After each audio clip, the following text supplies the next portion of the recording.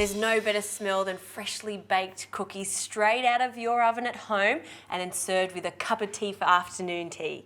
I'm going to show you my very foolproof recipe for cookies, but I'm going to add some figs, white chocolate and almonds. These are so yummy.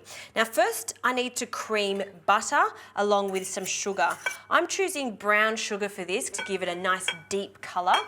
And I need half a cup of sugar, which I'm going to measure out accurately because we are baking, and just make sure it's compact in with the butter, and then we'll just give that a really good whisk. Now, ensure that your butter is at room temperature and not too cold, or else it's going to be really hard to mix this together.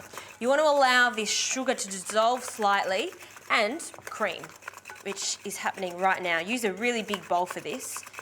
Now for some extra molasses flavour, I'm going to use golden syrup, 1 tablespoon of golden syrup.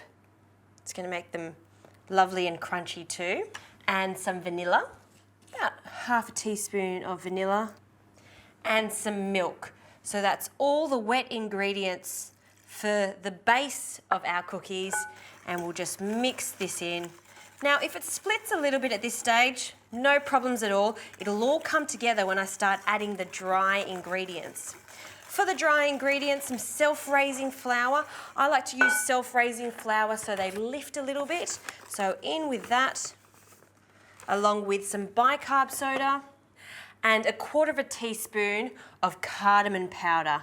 Cardamom powder has such a lovely smell to it. It's almost like chai tea. That's what it always reminds me of. And it does go nicely with the almonds and the figs.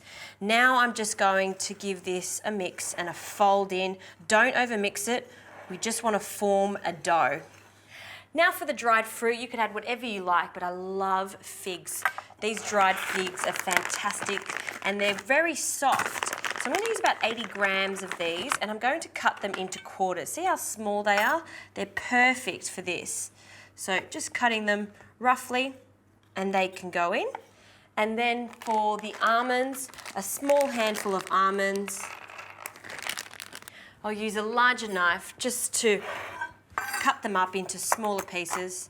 I don't want them to be fine. I still do want that texture, so just cutting them in half is perfect. Okay, into our mixture. And last but definitely not least, some chocolate, white chocolate.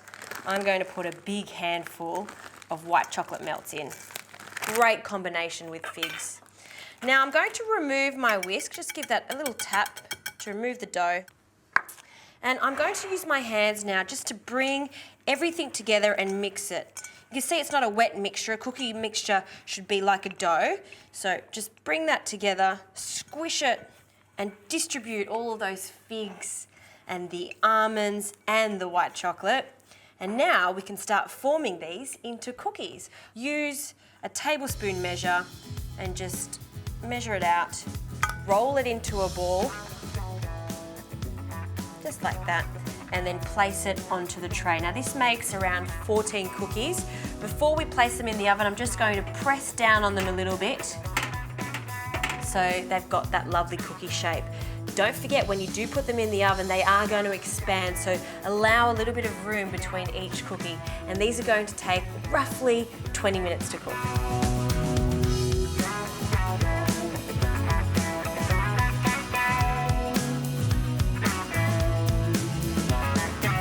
These cookies look spectacular. Allow them to cool down so they firm up a bit, and I'm not going to wait. I'm just going to break into one of these to have a look. Oh, that's a seriously good looking cookie. So I'm going to place them onto a plate. These, if you like, you can eat them straight away once they've cooled down, or you can place them into an airtight container and they'll last a few days, if they'll last a few days. For me, nothing's better. Cup of tea and cookie in the afternoon. Bliss.